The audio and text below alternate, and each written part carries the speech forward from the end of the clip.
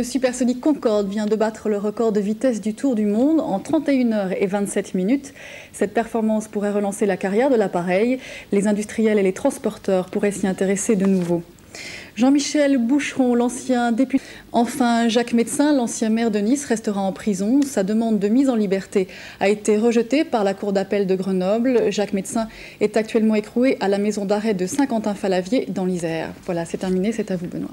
Oui, avant de retourner au 36 quai des Orfèvres pour faire le point de l'enquête, une précision de la préfecture de police. Le numéro de téléphone qu'on vous a communiqué tout à l'heure, le 53 71 45 67, ce numéro vert est un numéro qui a été mis en place pour les familles ou pour les personnes qui seraient inquiètes de savoir ce qu'est devenu un proche ou qui pourraient penser que telle ou telle personne de leur connaissance aurait été victime de l'attentat et non un numéro permanent anti-attentat.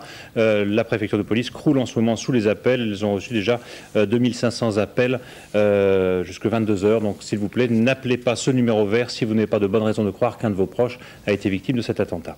Nous retournons donc au 36 quai des Orfèvres où se trouve Agnès Varagnan pour faire un point sur l'enquête et sur ce qui se passe à la PJ en ce moment. Oui, bien écoutez, il y a très peu de mouvements ici au siège de la police judiciaire parisienne. Des coups de téléphone, ça, les enquêteurs s'y attendaient.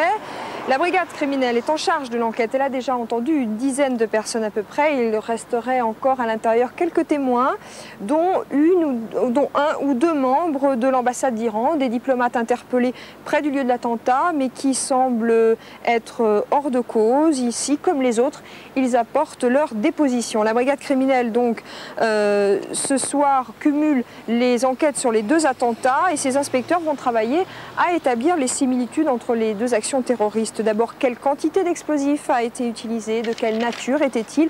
Et cela va peut-être s'avérer difficile car 3 semaines après l'attentat de Saint-Michel, les enquêteurs ne savent toujours pas ce que contenait la bonbonne de gaz. Le laboratoire central de la préfecture de police n'a en effet toujours pas livré ses conclusions. Les deux bonbonnes étaient-elles de même type? Celle de Saint-Michel semblait venir de Belgique ou de la frontière belge. C'est en tous les cas ce qui avait été établi, mais elle n'a pas permis de remonter jusqu'aux auteurs. Le fait que la bombe soit de fabrication artisanale, ce n'est pas forcément une signature.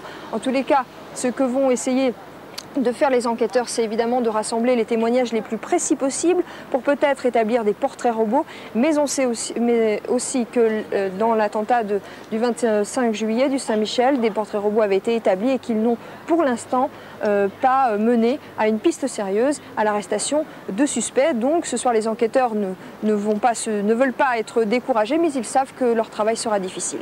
Agnès, merci. Vous savez que cet attentat cet après-midi vers 17h, place de l'Étoile, a fait 17 blessés, dont 3 sont dans un état relativement grave. Nous allons trouver Jeff Wittenberg à l'hôpital Necker. Jeff, parmi ces blessés, beaucoup de touristes étrangers. Oui, tout d'abord, si vous le voulez bien, je rappelle l'information que vous donniez, c'est important, 17 blessés au total, dont 3 sont dans un état sérieux. Il s'agit premièrement d'une touriste anglaise âgée de 60 ans qui souffre de plaies aux jambes. Elle a été opérée avec succès ce soir à l'hôpital Ambroise Paré de Boulogne, dans les Hauts-de-Seine. Également de sérieuses plaies aux jambes pour un jeune homme français de 23 ans qui lui aussi est tiré d'affaire.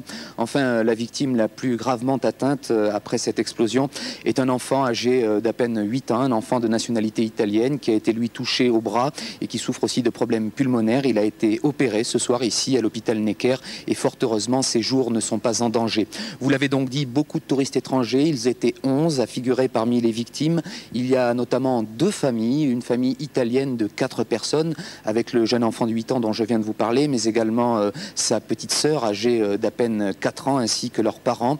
Et puis une autre famille, celle-là de nationalité hongroise, là aussi les 2 parents et 2 enfants, tous 4 souffrent de blessures plus superficielles. Les 3 autres touristes sont de nationalité portugaise et espagnole. Si vous voulez bien, je vais résumer donc l'ensemble des informations qu'on a ce soir concernant les blessés. 17 au total, 5 ont d'ores et déjà pu regagner leur domicile. 12 restent donc sous surveillance médicale répartis dans divers hôpitaux parisiens, notamment Bichat, Kremlin-Bicêtre, mais aussi l'Hôtel-Dieu et l'hôpital Ambroise Paré à Boulogne. Enfin, parmi les... Qui était là ? Voilà, fin de cette édition. Merci d'être resté tard avec nous. Nous reviendrons bien sûr longuement sur cet attentat et sur ses conséquences dès nos éditions de demain matin. Et puis à 13h avec Alain Chalvron. Et en ce qui me concerne, je vous retrouverai aux alentours de 20h demain soir.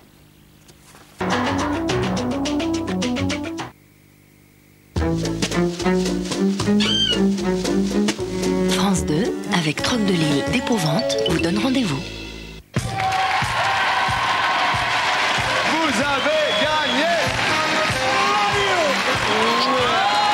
était sûr de les battre. Et ça n'a pas marché.